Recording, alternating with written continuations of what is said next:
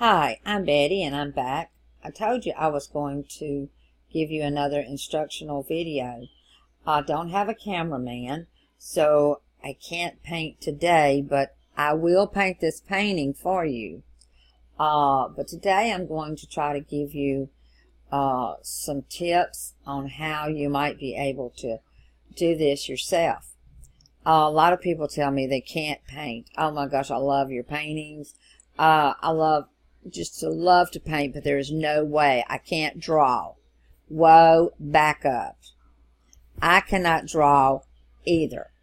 Not very well, at least. It was always a problem that I had.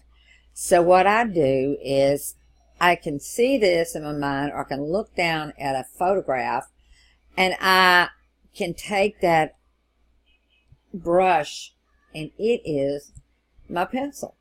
Now sometimes you're going to have to use maybe a ruler or a pencil and line it up to get your perspectives right where you need it to be. But other than that, you should be able to go right straight on into painting what you're looking at or what you may envision in your mind. Today, this one that I'm showing you would be one that I would start on someone that had never attempted to do any kind of painting at all. I love to do the acrylics. I like the oils also, but it's been quite a few years since I've attempted any oil paintings. I have promised people that I would go back to it, maybe do some photographs of people on different things, but right now I'm still staying with the acrylics. Well, the very first thing you would do is start out with a blank canvas. Go and get the wraparound canvases because they last longer through the years and they don't warp as bad as just like a board canvas. If you want to go with something board wise, then have a regular piece of wood cut to the perspectives that you want done, and then use some gesso to paint over it. So right here on this very picture that you're looking at, I would start with the background color. Basically, I would go like at the top color, what's a little darker. I would start out with that color, and that entire canvas would be that color. The reason for that is you're not going to want to come back after you start layering over on top of it. This bird, to me, is what it looks like in the middle.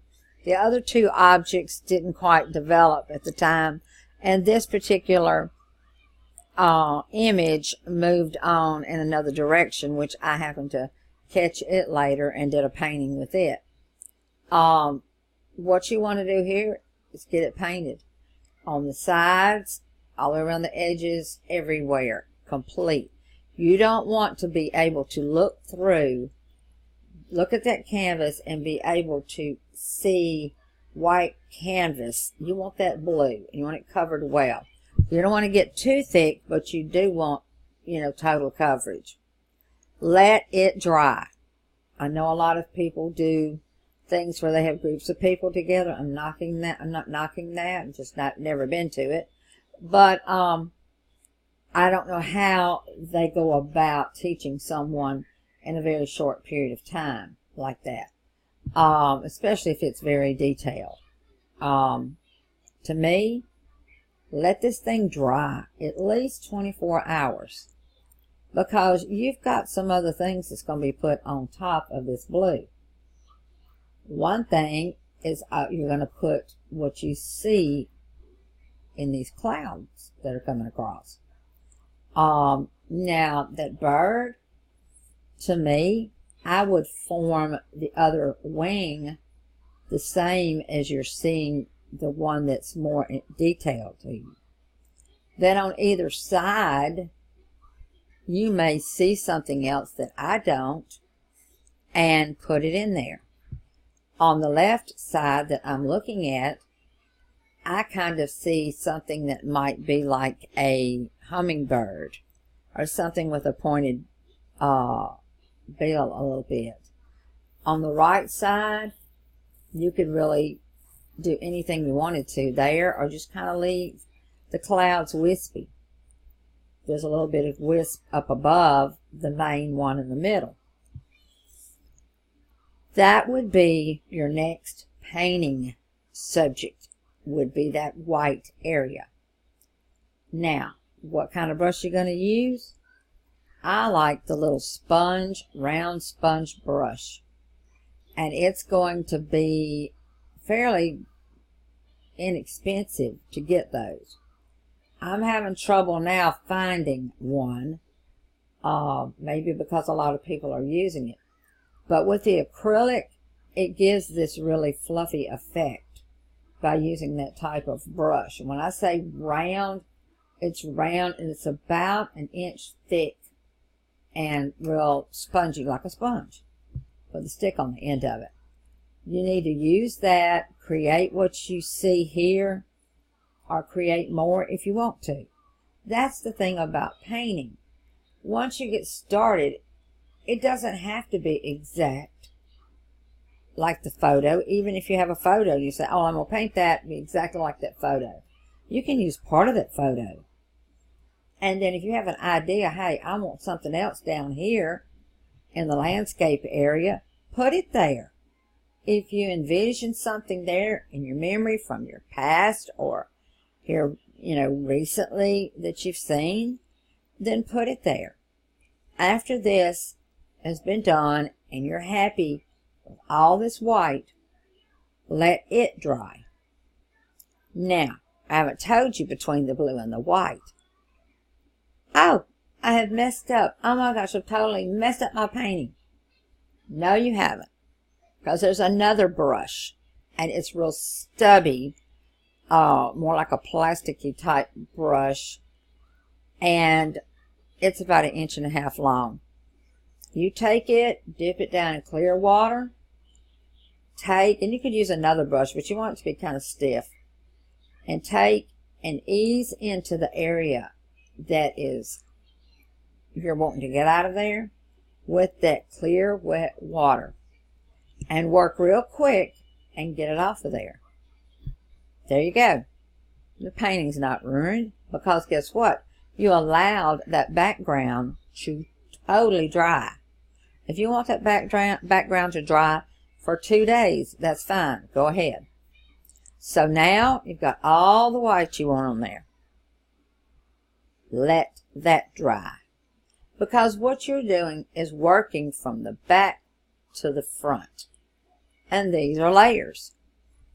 And on more difficult and complicated, type of painting, layers are really important because it gives it more depth and texture to it. So the next thing you're going to see is on the right side, that little bit of branch of a tree. Right there, you've got all the world, everything in the world to be able to play with over there. You can come up in the bottom, you can do that little right top, and that's it. Do not be afraid. Remember, we'll go back to that brush that can take that out of there. Get a little smaller brush and take it out with the water if you messed up. You can't mess up, because even if that doesn't turn out looking exactly like that, but it looks good, then it's yours, and it's what you've done. So, at that point, don't worry about that, and I wouldn't put the power lines in there. That's just my personal opinion. But you're going to be probably like I am, and still to this day, with fooling with acrylic or anything, I get this picture, and it's all beautiful back here, and then I'm going to be putting stuff on top of it. That's where my fear mode comes in.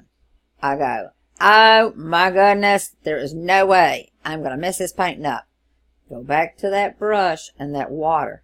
Make sure you've got a towel over here that you can dab that place that you're taking out and move real quick. When you get this part of it done and finished here on the left, then your next thing to do would be to put your signature in. I would use 11 by 14 canvas on this and turn it sideways. I would either go to the left corner and put it a little bit lighter blue than you see there, and run your signature into that area. Usually what I would do is put, like, sign my initials and then do 2019. Or you could come over to the right side and put your signature. If you can write really small, that would be a nice way to put your signature in there, and then put 2019. So what I'm going to do after this is start a painting, this one, and paint it for you and have the steps. But I believe you're going to be able to do this yourself. Trust yourself in being able to do this. I know you can, and I'll be back with you. Thanks.